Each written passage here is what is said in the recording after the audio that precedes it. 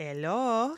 Oh, are you so French? So, no. Because we're going to Mississippi? Is that why you're so French today? I am so French because we're going to Mississippi. Hey, everybody. Hey. Welcome to Exploragonians, a Travels Misadventures podcast. I'm your host, Katie. And I'm your co-host, Jordan.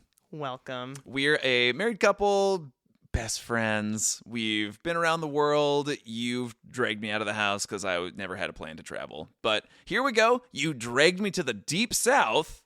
And we're going to talk all about it. Laurel, Mississippi. You know, it's a town that if you are familiar with the TV show will come as no surprise, but it is more than what the reality-ish TV show has to offer, including maybe one of our favorite museums.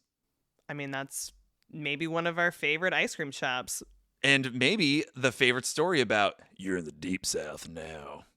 Check that out and more on this week's very special episode of of Exploragonians.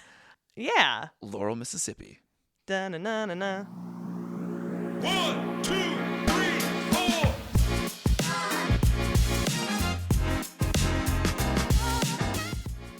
Katie's going full calf. She just had a double shot of espresso with a steamed oat milk and honey and salt. Salt. And I am not feeling the effects at all. Which is, it's a special thing that you can do. You can have caffeine and not have any of the benefits of it. I know. And it's just sad. So I'm just like imagining what a caffeine boost would feel like. I just have to pretend as I'm watching Jordan like try to not yawn. He needs a coffee, but he's not getting one. Well, because I told you last week that when you have like dairy, it does coat your throat and it does kind of it alters like, you know, your voice. That I think that's more of like a singing thing. Obviously, we're not going to be singing that often. That often. On here. That's not a no. So I probably should have had a milky little coffee. A milky little coffee. I was down with tea, and then Jordan walked over to our espresso machine. I said, Guten Tag. I know, and so, well, whatever. Anyway. The rest is history. You spent a good 15, 20 minutes, like, I don't know, doing energy work on me or something. I mean, you took a piece of obsidian and you're rubbing it all over me. And it was making me cackle with laughter. And then you started rubbing it all over my gut. Yeah, I was doing like a stomach massage. So we got this rock. It's a piece of obsidian. That we got from Mexico City from the pyramids. Okay, that sounds like we stole it. Okay, somebody sold us a piece of obsidian. In Teotihuacan, and he showed us, I don't know if any of it was legit. He demonstrated, but I was like, the massage did feel good on me. I guess he showed you how to do it. He also used a much bigger piece of obsidian that was out of our budget. I know, it felt better, the one he did. Well, then, great. Well, then he showed us like a pamphlet, like showing that he was like legally able to sell cultural, I don't know, it was very confusing. He sold me and I bought too many things. So, yeah, you took the Mexican obsidian and rubbed it all over me. I did. And gave me a funky stomach massage. I think you're trying to exorcise the demon out of me. I massaged your stomach because I feel like there was stuck energy. But then what happened when I like touched Jordan's stomach is he just got the giggles. So he was like hysterically. I did wish we had it filmed. Like you were laughing, you were crying. I mean, there was stuff going on. I wasn't saying this is energy work. I was just trying to massage your sore shoulder. Well, my shoulder area. is in the back and the stomach's in the front. They're not, really. I mean, your whole body's connected. I just went full body, but also not. You went from the navel north. Anyway, stomach massage. That was, I think it was good for you. It was good to hear you laugh. That was the first. Ha ha ha. I will say, I think. We were like, ugh, do we have the energy to record the podcast? You guys, doing this play has been a lot. And I think it's been good. It's been positive. We're happy about it, but we are tired. And I'm literally bruised. Like, I have so many bruises on my body from me not stage falling properly. And I feel like you were hiding those bruises because I didn't know. One day, Jordan shows up. He's got, like, bloody knees. I'm like, what's going on here? Literally, I had bloody knees. And it was like, oh, anything for a bit, anything for a laugh. So he and part of what you do in the show is you fall, and Jordan was not falling properly. So I was falling knees first and knees hard. Your poor knees. Anyway, he is falling differently now. And less bruises there, but more bruises. Like, I feel like I saw a bruise on your hip. You got it on your elbows. Hey, don't look at me. Anyway, you guys, if you're doing stage falls, be careful. Well, speaking of stage falls, let's go on an adventure to the south. Let's go to the south. Wow. That is- I don't even know. Was that offensive? Because I think Wow. it probably was, and I apologize. You know, in the play, you've been doing a French accent, and this is a little different. This little accent that you just threw out. I'm going to blame the caffeine. It's hitting you. So I don't get a buzz, but I do get a really weird southern accent. Was that so? All right. Here we go. All right. That's not good. That's also offensive. This is bad. Okay. So this week we're going to Laurel, Mississippi. So, Laurel, Mississippi, if you are Listening. uninitiated, Laurel, Mississippi is the home base, and it is where the HGTV series Hometown takes place. Hometown, I should have looked this up of like when it started. Did you? I don't know, like 10 years ago. So are we just jumping right in? To Laurel, Mississippi? Yeah. We should. That's the theme of this episode. All right, here we go. Laurel, Mississippi. So years and years ago, we had a friend who was watching HGTV, and What's up, Gary? And he was like, "Oh, there's this, this really cool show out, and it's like this young couple that are like renovating their hometown." And it reminded him of us, and he thought that we could do that with our hometown. Without realizing that we have none of those skills that the co-hosts / creators of Hometown have. I will just say that that's a mental block you have. I'm watching that being like, I could totally do this. Jordan's like, we don't got those skill sets. And I'm like, I could get them. I mean, you renovated a shed and like re-roofed our house. So yeah. I mean, I don't have nothing. you're good. I mean, we know people, other friends, that they had no experience, no business flipping houses, which I think this is a lot of people, but they had no business flipping houses, learned it all on YouTube. I don't know. They ended up doing 6 different houses or something? You think 6? Anyway. I hope not 6. My God. Hey, shout out to YouTube. Anyway, so yeah, this friend was watching the show, told us about it. I feel like we were pretty dismissive of it. And then eventually I did watch it. I did like it. Ben, who is on the show, definitely has a very similar look to one of our best friends. What's up, David? And so that was weird. Like, you know, people are like, oh, you look like this person. They look, I mean, it's doppelgänger season for them. It's freaky. And, they're like similar age. I think David's probably a little younger. But yeah, it's freaky how similar they look. It also makes us feel like we're connecting to the show a little more. Totally. It's like we're watching Dave. Anyway. So yeah, the thing about Laurel is like, I feel like there's no sense in us like diving deep into like the history of Laurel or any like sort of nuance of that city, because if anybody is familiar with it or has watched the show, that show is nothing but like, 8-9 seasons of just them like gushing about parts of their community. I think the idea of it is like, it's really cool and it's very aspirational. And I think they've done a really, really good job of renovating this, town that no one really knew about in Mississippi. Right. There's like this hometown pride, and that what I really appreciate about it is it's like getting away from like, oh, it's so like single use, it's so disposable. We'll just like knock down this old house and like rebuild something. And it's like, okay, what are the bones here? And like, what can we save? What can we salvage? And like, what can we, what can use a little spit shine and try to just like give the town and the people and the place, the whole thing, like just like a little boost, a little lift. And like, I think it's really showcased the power of a paint job and like that. And good color theory. Well, that's true. Yeah, and I think there was something about it when I was watching it that just really kind of awoken my art love, my love of the arts. something I kind of like tucked away, and it was like I didn't expect it as much because it wasn't like, oh, let's just, here's the building supplies and we're painting the house. I mean, there's a lot of little details, and yeah, there's like a big creative push in the show, and obviously they have a whole team of people, but I think how it started was like this like group of family friend people, group of 6, I don't know, that they were like motivated to renovate some of these homes that were in disarray. I think just like parts of their town, because like wasn't it also like maybe he ran for like Ben ran for like city council or something? Lost. Totally, but like, and they just wanted to get involved, right, and try to make this place that meant something to them better. And I feel like we could relate to that.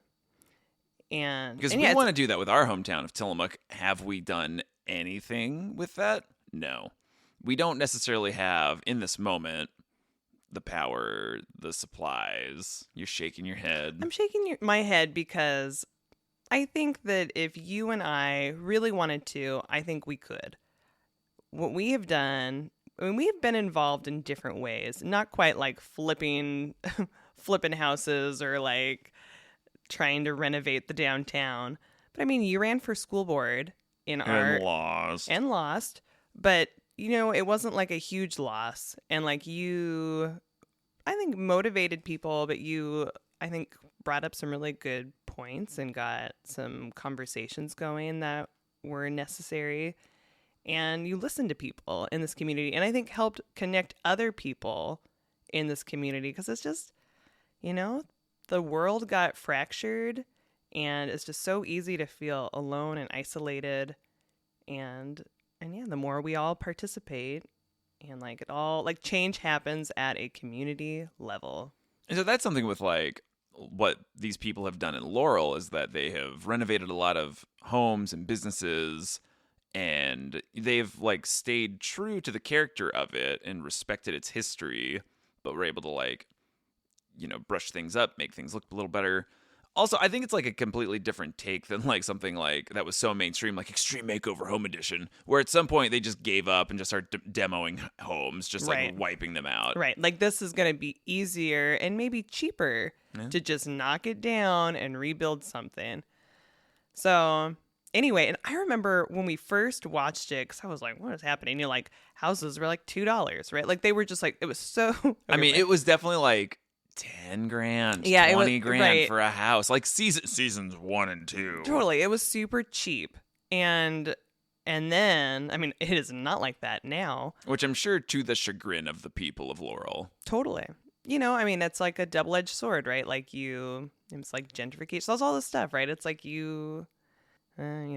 whatever. So Laurel population, it's like a little over 17,000 is what I saw. Mm-hmm. So, I mean, not that big. We did not stay in Laurel. We were on our big road trip. We're probably, 3/4 of the way through. We're definitely on, like, the downhill slide. Like, we are. I mean, we're in Mississippi, but we're still heading back home. Like, we're definitely. Right. And then we're like, I feel like we were kind of debating, but I was like, we're so close. I felt like we had to go and see what this town is really about. And, like, was it as special as they make it seem on TV?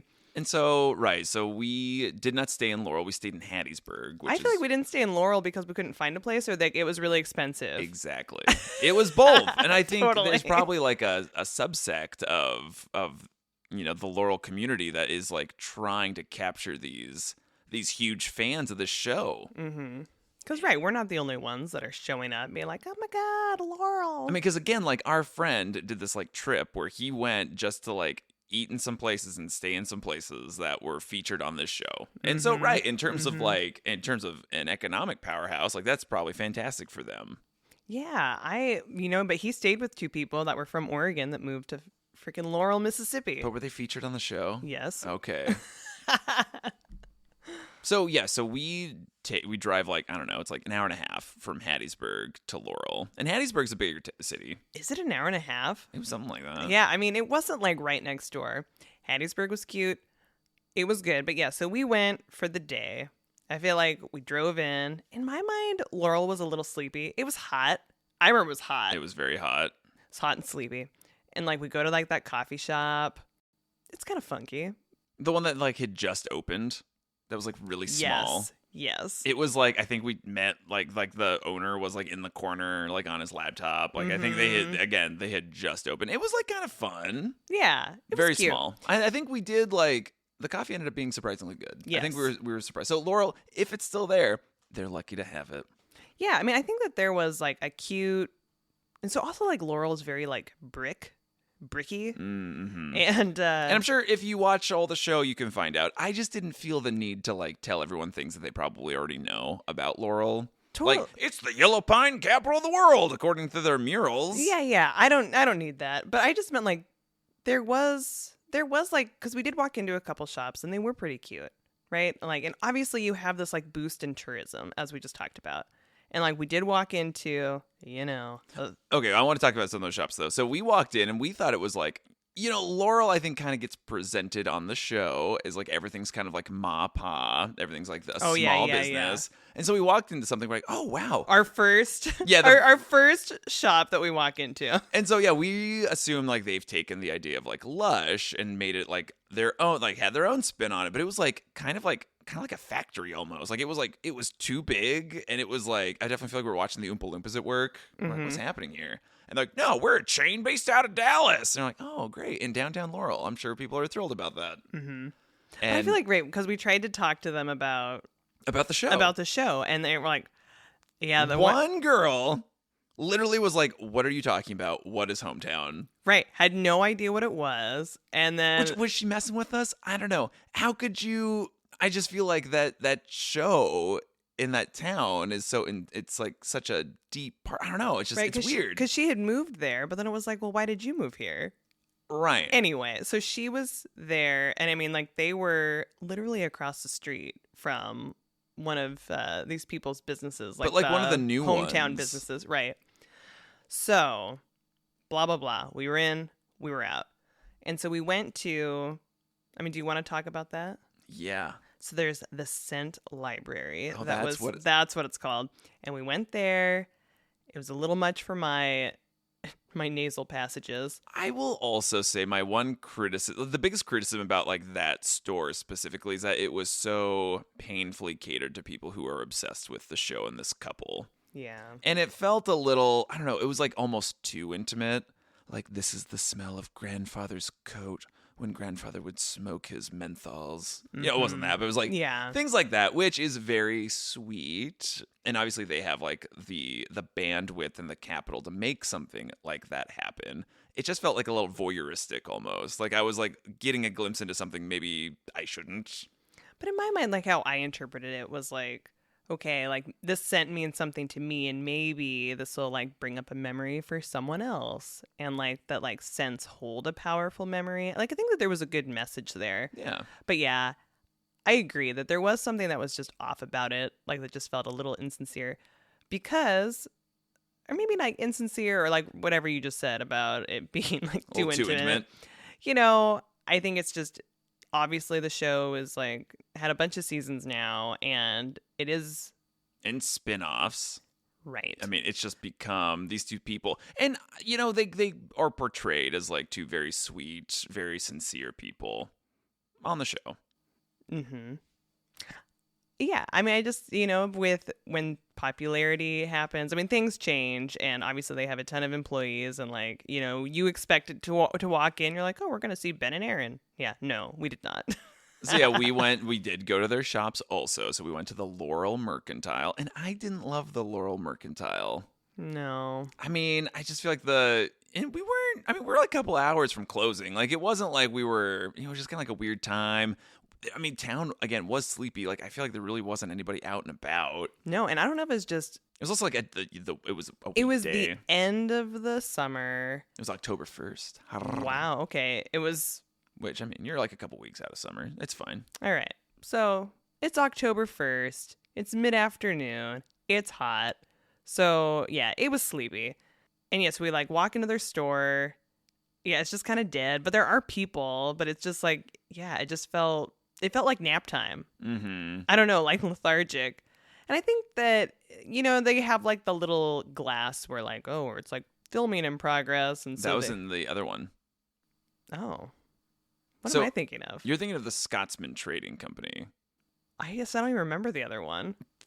It's that good. I don't even remember. Well, going that was like in. the base one, and I don't know if like Erin has like maybe her offices. I don't know. There's something there. Oh, But those ones are more like across like the train tracks yes, from each other. Yes. Okay, I got that one now. Okay. But yeah, sleepy. So we go to the Scotsman.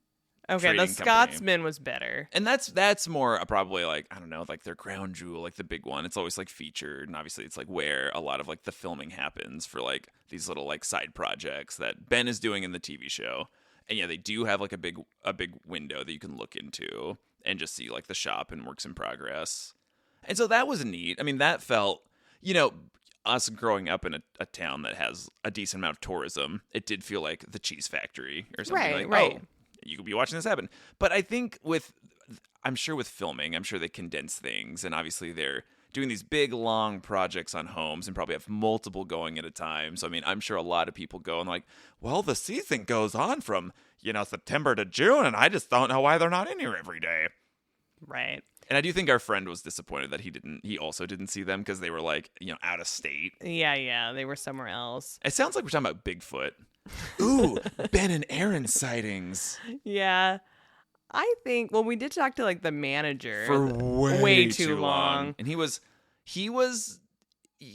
very engaging and gregarious. I feel like he was also like a super fan that had moved to the area. Totally. But Got then this He job. was like featured, or maybe he was like in progress of like renovating something. Right. And they the story was like Ben and Aaron for the show needed to show something being renovated. And so they came in and like showed the thing that he was working on, or like they came and helped with that. Do you remember that? Mm-hmm. Yeah.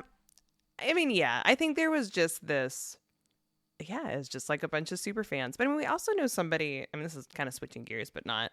We have like my cousin's cousin works for has done stuff with reality TV, and Like she's worked on the production side of it. Not that she was like, I'm 15 and pregnant and I'm married. Yeah. She has worked on several Shows. And so one of the things that was brought to my attention was like, reality TV is still fake TV, right? Like you're watching this thing and like you're like, oh my God, that's how that happened. But like sometimes they'll be like, okay, Jordan, you're sitting there, you're speaking into the microphone, that's good, but like we're gonna reshoot it and you're gonna like repeat what you say and then maybe like look over there. Or This is actually the third time we've recorded this. you're so funny. But I can't even respond to that. I can't even. If only you had caffeine. My God. So something that we had heard also was like, on the show, they get shown like two different properties, but that's not true. They've seen one, they've bought one, the other one's not even an option. It's just like they're doing it for the show. Right. Which is funny. So, movie magic. I did enjoy the Scotsman a lot more. The vibe in there was a lot better. And I think the service was better. Like it was just like better. Yeah. Better vibes. No, Laurel Mercantile. Like, yeah, after whatever. Yeah, no, it was just like it was weird. Yeah. Yeah, no. Okay, so with Laurel, like so much has been done over the past like decade showing the revitalization of this town, whether that be like murals or infrastructure upgrades. Did you feel like it was kind of like theme parky? I don't think I thought theme parky necessarily. I felt like there was some energy, but it was still like sleepy. Mm-hmm. And obviously like Laurel isn't that small of a town. Like I think I was expecting more like Tillamook size in some ways. Like, oh, this is like a smaller.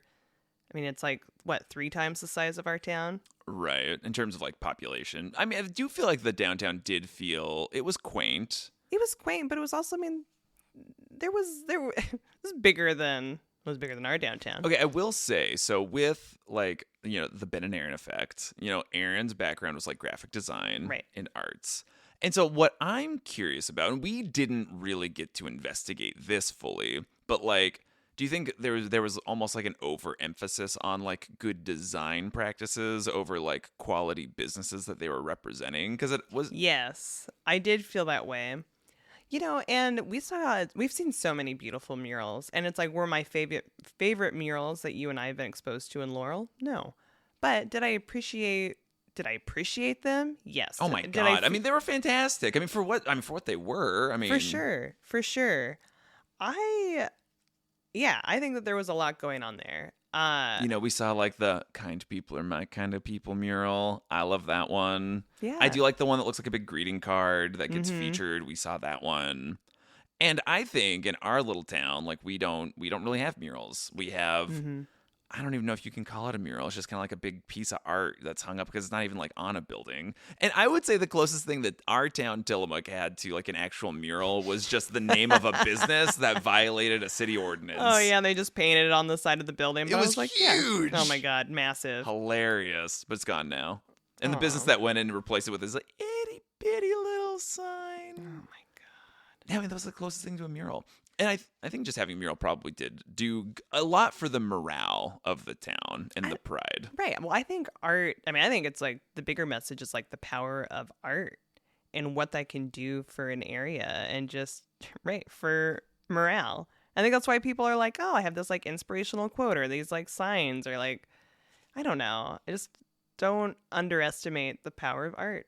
So I want to, speaking of art, would you like to talk about the Lauren Rogers Museum of Art? I sure as hell would. So did you know? Sure as heck would. Did you know how south of you? Did you know like what the Lauren Rogers Museum of Art was named after? Did you know that or research it or have been told that via the show? Because you've watched more than me. I had not heard of it, did not know about it. I remember them talking about it on the show. I read about it before we started recording. So Lauren Rogers apparently was named after this young man named Lauren Rogers who tragically died at the age of 23 due to appendicitis. Maybe he was like just recently married. But yeah, the family like created this museum like in his honor. But apparently there was like he was connected to like the part of the two founding families of Laurel. Okay. Yeah. Look at you. There was one quote that I really liked about this gentleman on the museum's like website, and it was like, quote, the museum the family felt would serve the community in ways Lauren would have served it had he lived. I like that too. Well, I also have a quote from look at us dueling information. I know. I saw that quote. I'm saying it's a quote. It's what the museum says. It says, "We exist to get the creative juices flowing in our community through education, exhibitions, programming," or maybe it says programs. God, I can't read my handwriting. I was impressed that you did cursive. And cultural events. I just loved that. I was like, I wish that we had that. I was like, to get the creative juices flowing in our community. Like, just like that idea of being so intentional. Anyway. But let's talk about like how that has paid off dividends for the city of Laurel, because this 100-year-old museum was an inspiring place for Aaron, one of these people from hometown. Well, okay. And apparently, Lance Bass, you remember that? The guy I remember that. From NSYNC is Don't from say Laurel. The guy from NSYNC. One guy. He is one of the 5 pillars of NSYNC. Okay, well, he apparently is from Laurel, Mississippi. Laurel, Mississippi has like way too many like big, like influential people from there. There was like another like inspirational like soul singer or something from Laurel also that they like paid tribute to in like a park or something. But I'm glad we talked about Lance Bass. Okay, well, and all his contributions to culture. Hey, I was just going off of creativity, but going back to this museum, the fact that it's been there since what, the 20s? I think 23. Yeah. 1923. And like, right, it was like to pay homage, or it's like right in his memory, and like all these because the museum is like the house that they were building for them. Right. And so it was like the foundations of this house. I was like, oh my God. Yeah. And then like, I think relatives and people had like donated a bunch of things. And yeah, so we went to this museum, and I feel like I was so impressed and just felt, I think that you and I could have spent a lot of time there. The museum is 27,500 square feet. It is disproportionately large for the community it is serving. And the fact that it exists and it has such quality art in there And is it's like free, isn't it? it's free. Yeah.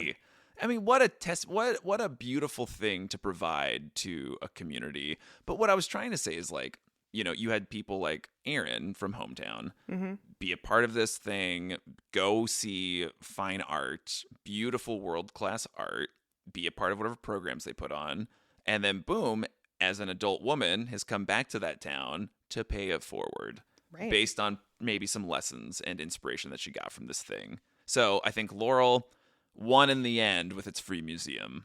Yeah. I mean, I just what a really nice just opportunity. What a nice just like thing that community is giving to people. And I mean, yeah, and it's just like I love that it's free. I love that it's just I don't know. I am like just like Are you emotional thinking about I'm it? just thinking about it. Like I was so moved by what they had inside, and like, I mean, and you and I didn't give ourselves enough time because I think we just weren't anticipating. We were on. this close to it being closed. I think we went at like 4:15 and it closed at 5. But we talked to the person, like The curator. oh, I would say, the director. the director whatever, of this museum, and who was featured on Hometown Yeah. multiple times. Well, it was weird because I was like, oh yeah, this guy looks familiar. Anyway, I seen you on the TV. but he was really friendly and really Kind. He was kind, and patient. yeah, he was like, yeah, enjoy. I feel like he was like, yeah, I know it's good, you know. And also, it was just like that thing. He's like, well, I got things to do up here. So, I mean, whatever, And he just, I think at one point, like the security guard's like hanging out with us. Oh yeah. Super thick Southern accent. I was like, Oh god. he talked like my dad, and my dad is from Oregon. I just had one of them real thick. Yeah, I mean, he's yeah. just super nice guy. And the security guard was also like really impressed. He's like, it's giving me like an opportunity to come like check everything out too. And Yeah, so we were all just he's checking got, out the art. Security guard's like hanging out with us. But yeah, we had the whole museum to ourselves. Yeah.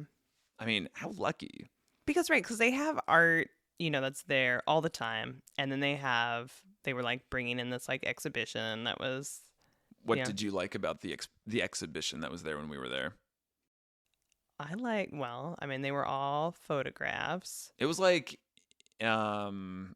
iconic special photographs, which I was like know. iffy on. I was like, a photo.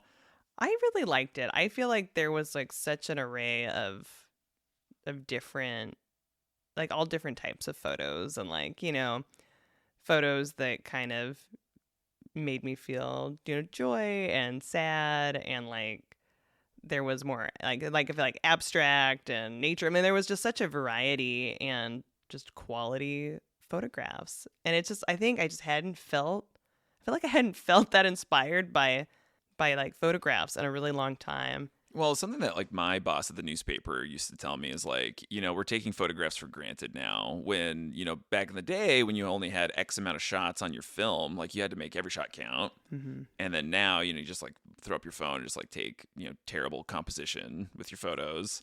Mm-hmm. But yeah, I hear you, like seeing a photo that's like intentionally shot really well, or they capture a moment.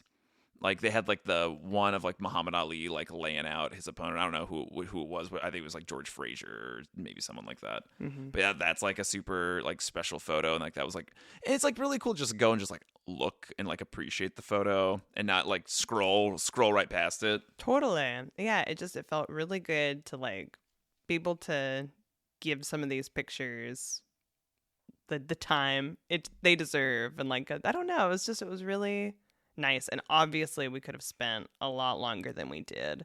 Mm-hmm. There was so many things to look at. Well, in terms of like other art that's not photography, they had like the Japanese wood blocks, like Mm-hmm. wood prints, and like they had a whole thing showing like how that style works and how each wood block is. And so they were like, oh, well, this painting is made with like, 12 different wood blocks, and we've been able to procure like 9 of the 12, and here's what they look like. And that was really cool. A nerd like me that's really into like Japanese art, I was like, wow. Let's say they also had like the like Native American, like there was like The the baskets. baskets. Oh my! And the security guard was really impressed with that. He was like, "Look how tiny this basket is." He was like, did you see the one in the drawer? We're like, what are you talking about? We were like, "What drawer?" Anyway, we had to go back and find this one that he was talking about. But see, I don't know if it was like one of the smallest baskets in the world. I mean, there Right, was something. there was definitely something there. And it was like, who would make a basket this small? They were Somebody, ridiculous. right? But some of those baskets, I mean, they weren't that old. I mean, they were Yeah. like, several decades or something. I think just, I mean, again, it's like having that exposure and it being, I don't know. And maybe you don't feel that way in the South, but like, I imagine you're like, oh, we're kind of remote, blah, blah, blah. Like just having like just such a world-class museum and having that exposure is really powerful. Oh yeah. And they also had like silver. Remember that? Oh, right. Where it was like different, like China, like silver dishes, and that was interesting. And I think, I mean, I don't know that I'd ever really seen that type of stuff displayed, except for at my grandmother's house or something, like, or like at a tea room. I mean, yeah, I think it was nice to see that. And there was just a ton of art. One of my favorite pieces was it was dangling over the staircase. And it was this like massive, like abstract piece of blown glass, like this glass art. And I was just like, sitting there marveling, like the engineering that had to happen to have this like, enormous. Like it was so big. It was like green and black, but it was like suspended from the roof. I'm like, this seems dangerous. Yeah. Yeah. I mean, just again, having that type of exposure where it's like, you could just go and like walk around, look at art, feel inspired. I mean, what that could do for like so many different communities. And do you feel especially inspired by it? Because here in Tillamook, we have like a huge lack of that on display. Yeah. And I think, and especially things that are free. My God. It's like. Even our museum. Is it free? Or is it like a suggested donation kind of thing? I don't think it's free. Yeah. And I think I think making the arts more accessible to more people and like the positive ramifications of that.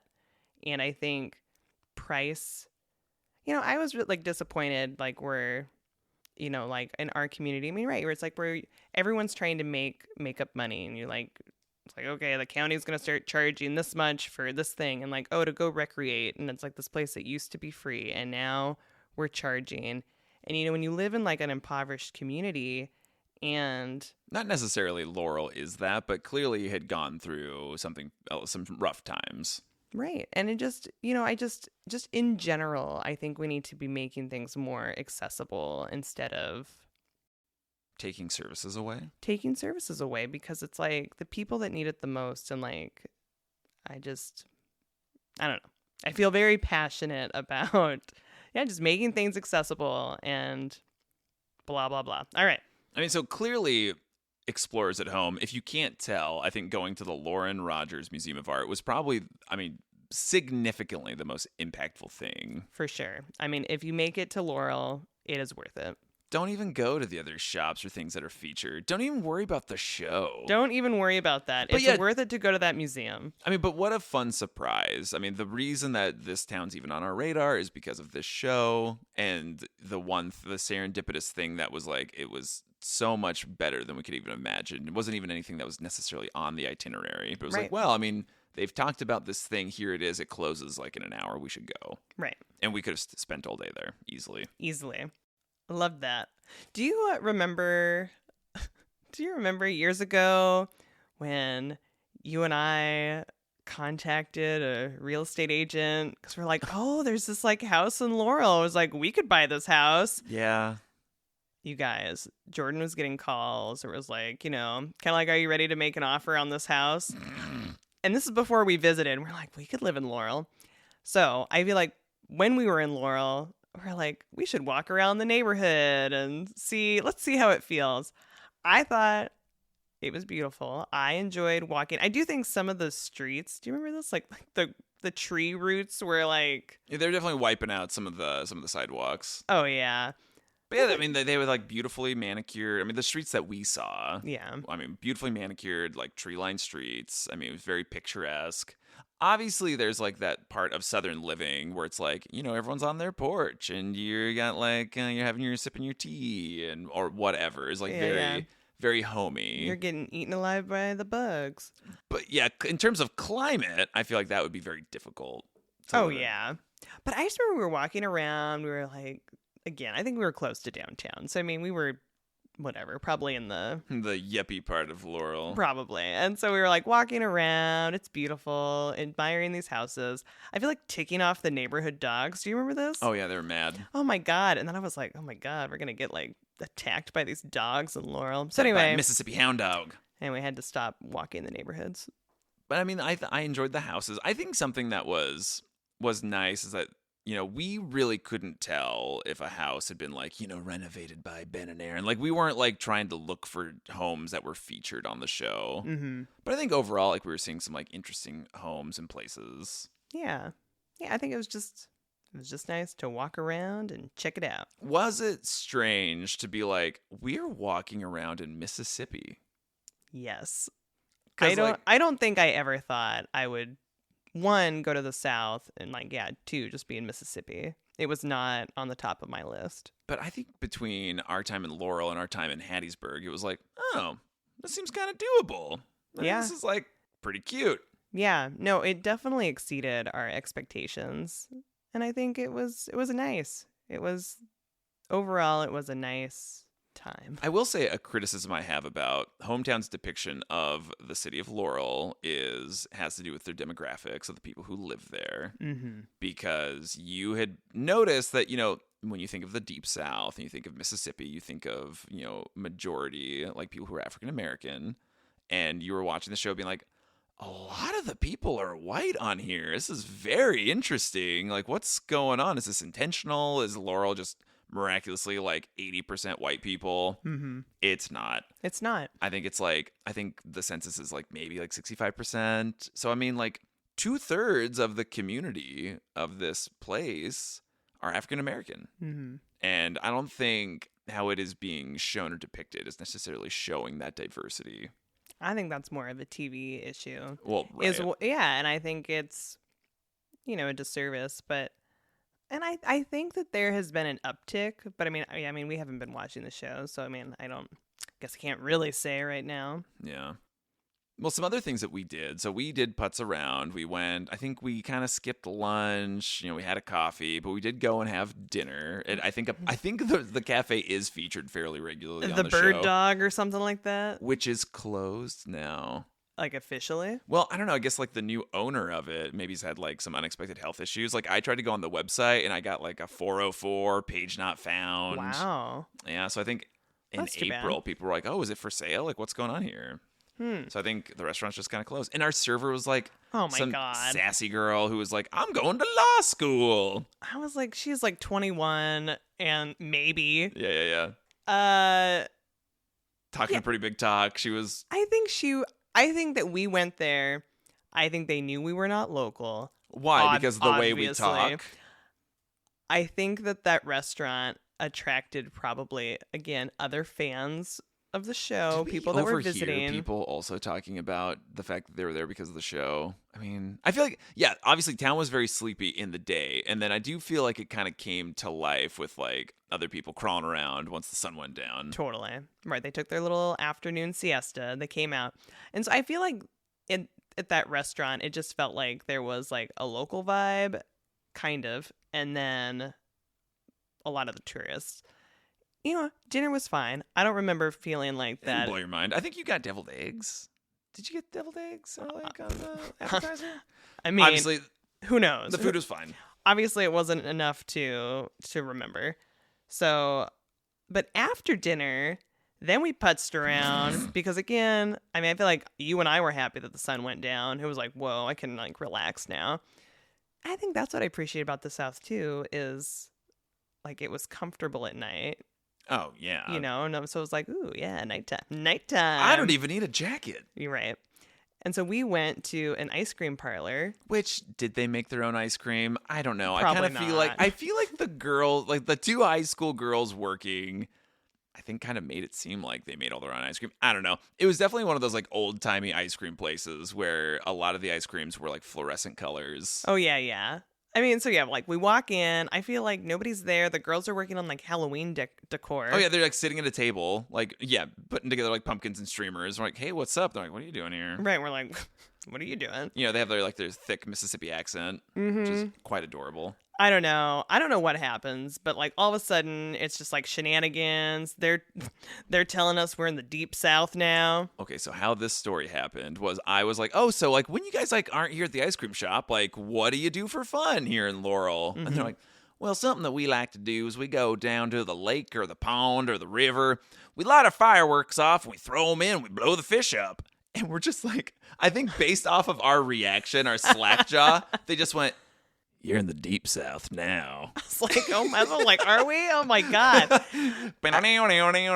Fantastic. We've quoted that Oh yeah. for the past year. You're in the deep south now. You know, Amazing. it was fun. I feel like they sold us on something crazy. I feel like we ordered something ridiculous. It was way too big. It It was was- lots of ice cream. I was like, maybe a brownie too? oh yeah, and like but, the it, but brownie, it wasn't a brownie. but It they was scooped it out. It was like a fudge thing, fudge cake. Brownie. no. It was. Oh, okay. They called it. What was it called? Like a, you know, like a Mississippi mud pie. But I don't think it was that. No, it definitely was not that.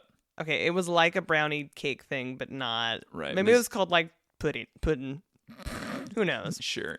All right, we had something. It was a lot. We could definitely not eat it all. We ordered one, and between the two of us, it was not happening.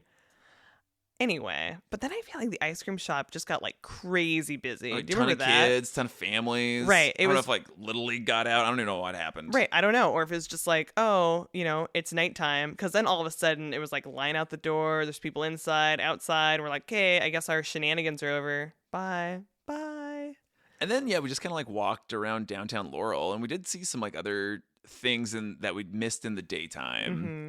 And so, like I was saying, where I feel like they're putting like a really pretty veneer on just whatever business. I think they were really trying to do slogans, do logos on any business that wanted Right, it. right. And so I remember we were sitting on these like Adirondack, like maybe it was like rocking chairs. I think you're just sitting in a rocking chair out front of like some restaurant that was closed. I love a rocking chair. But the restaurant had a decal in the window that said, "Put some South in your mouth," which, And I do think we were walking around and there were like little areas like not park, but like, art installations, things like, paying tribute to, someone like Lance Bass or something. And we were just kind of like seeing what else the town had to offer.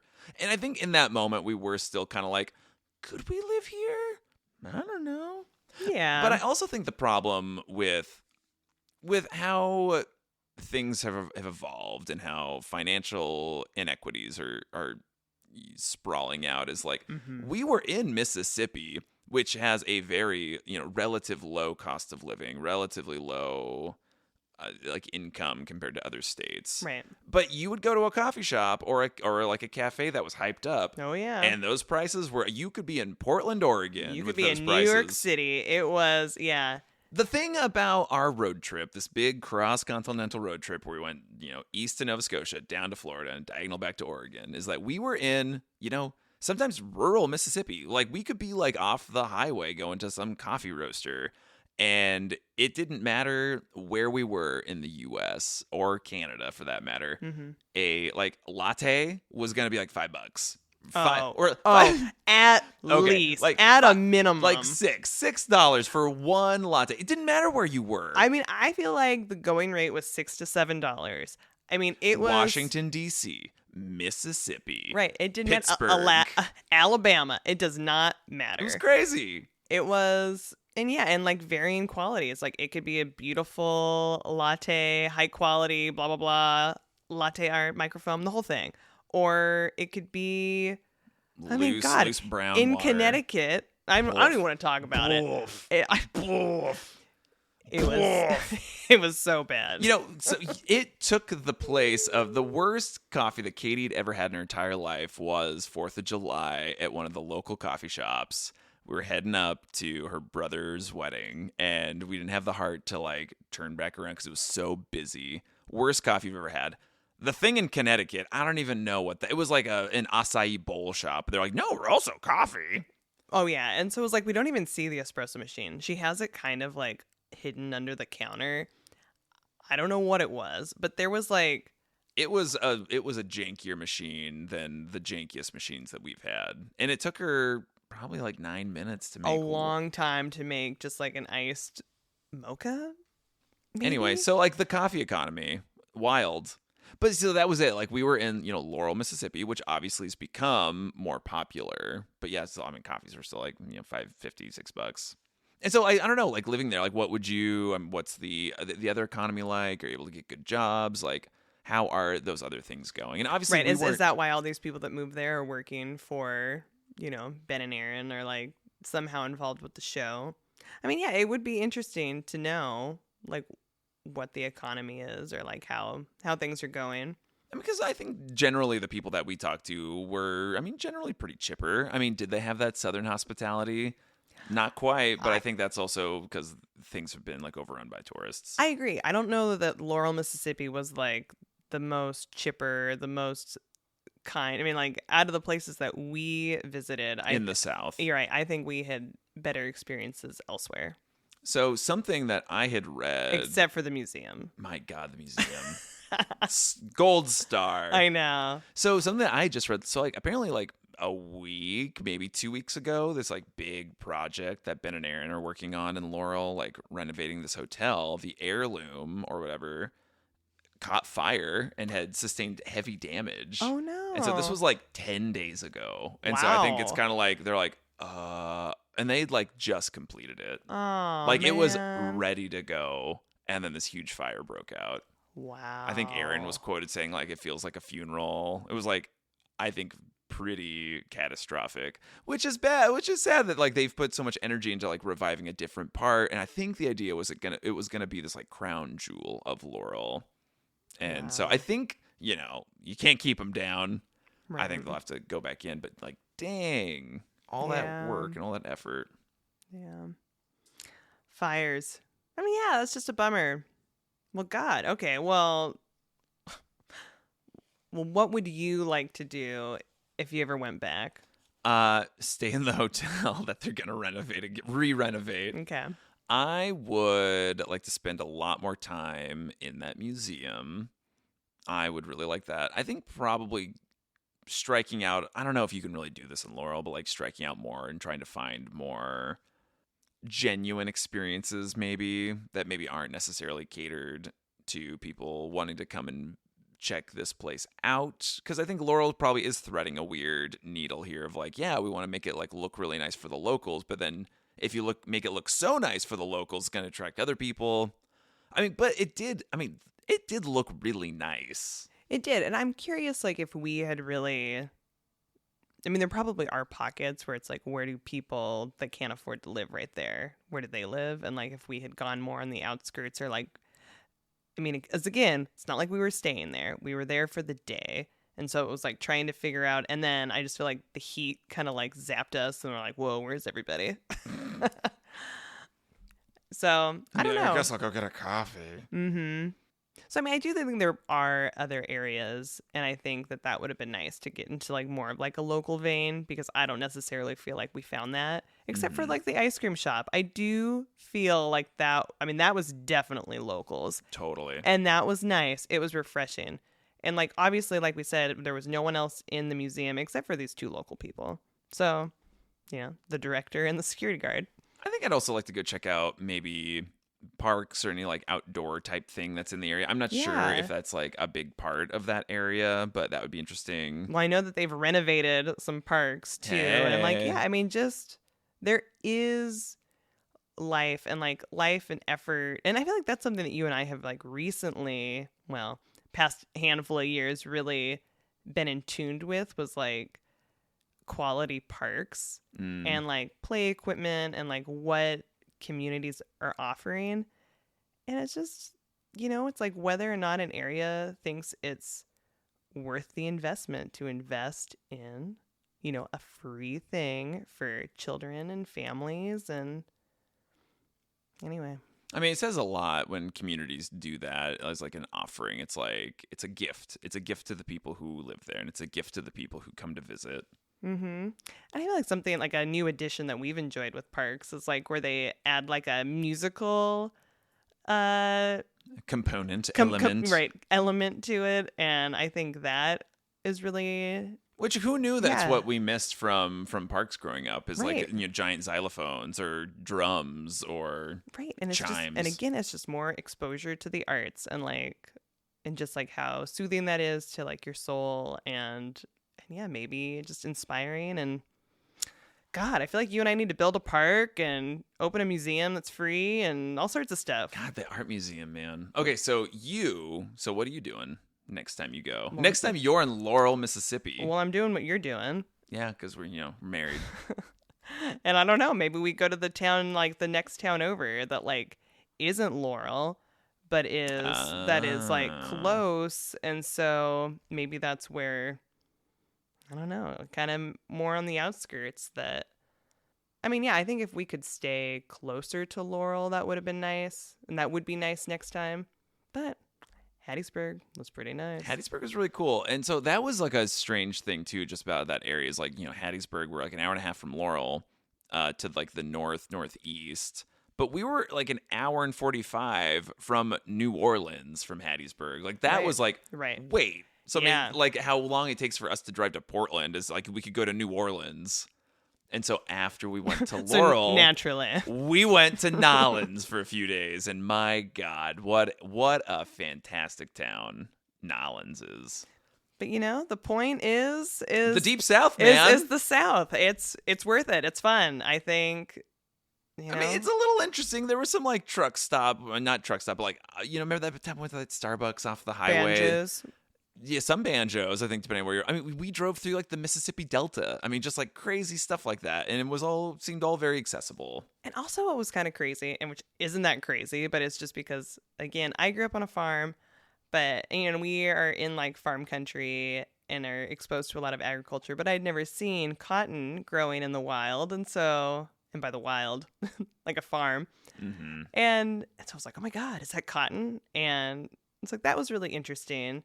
And then to even see it like being hauled away on trucks. And yeah, I think it was just different enough that it was very interesting and good for my senses. It's almost like the United States is like a massive place with crazy different climates and geographies and almost like subcultures that happen. Hey, almost. Crazy.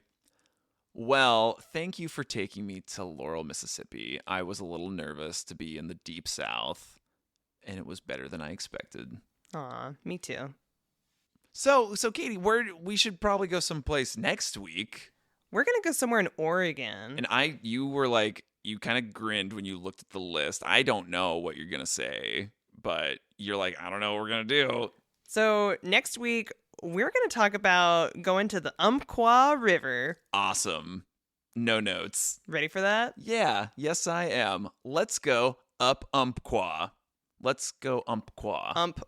Oompa, oompa. Great. Oompa, oompaqua. Oof. And explorers, thanks as always for checking us out. Find us on Instagram at explorergonians.podcast. You can also send us an email if you'd like, explorergonianspodcast@gmail.com. We'd love to feature your travel stories, so you can either read one, send it to us in an audio format. You can also type it up with your fingers and your soul and send it to us, and we'll read it in a future episode. Eventually we'll get one, and eventually we'll read one. That's right. That's right. We want it. Darn. Maybe you were blowing up fish in the Deep South. And if you were, let's hear about that. What fireworks were you using? Oh, God. Until next week, bon voyage. I was going to say bonjour. Bonjour. That's not right, you guys. Bon appetit. Bye. C'est la vie. Bye-bye.